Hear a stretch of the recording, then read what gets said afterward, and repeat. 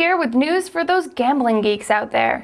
Dudes, your high-rolling days may be over, at least if you're in the US. An obscure piece of legislation attached as a rider to a bill about port security has passed the US Congress and looks set to kill online gambling. The bill prohibits banks and credit card companies from processing transactions to online gaming sites, and reactions to the law run the gamut from "it's a disaster" to "meh," and funnily enough, no one reacts with "what a great decision, guys."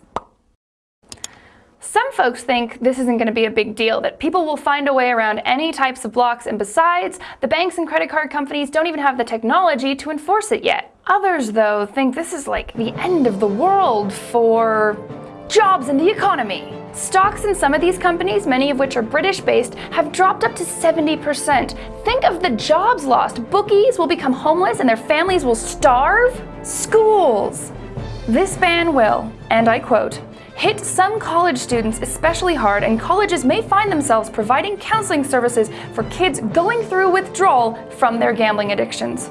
Withdrawal? That is just cruel, Congress. Even football teams. Yes, the Blackburn Rovers Football Club is at this very moment in a state of crisis, as their sponsor is the online gambling company Bet24.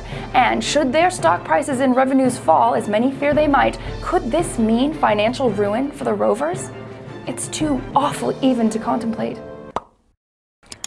So let's not contemplate it, okay? Let's turn to the positive news in the gambling world, like the recent invention by a British man of a really nifty roulette cheating device. The device, which costs £1,000, consists of a digital time recorder, a small concealed computer, and an earpiece. It tells you where the ball will land after it's calculated the deceleration speed of the wheel, which you, as an experienced gambler, have already identified as biased or not totally random. Supposedly, it can increase your chances by 20 to 100% over the casino's advantage, but it won't be banned because that would, quote, amount to an admission that wheels can be biased. A classic rock and hard place for the gaming commissions. Now, a few months back, researchers discovered a gambling structure in our brain. It's hardwired in us, and they're hoping this research will lead to better treatments for gambling addicts, like this dude.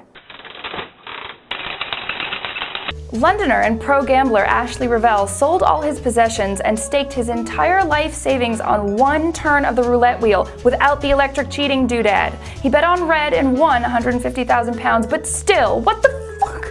Why? Some criticize gambling, but I think it can bring families together. Case in point, one woman in the UK won £12,500 betting that her husband's mother would live to be 100, and she did. What a great way to make sure that everyone's wishing for the best for their in-laws. But this has to be the strangest one, seriously. A man in Latvia was bet $2,000 that he wouldn't have the guts to cut off his own penis. Unfortunately, he won, which means he lost it. Luckily, Latvian medicine was up for the challenge and sewed it back on. And yes, he was very drunk at the time. And now, for the hottest gambling sensation in Japan, Pachinko!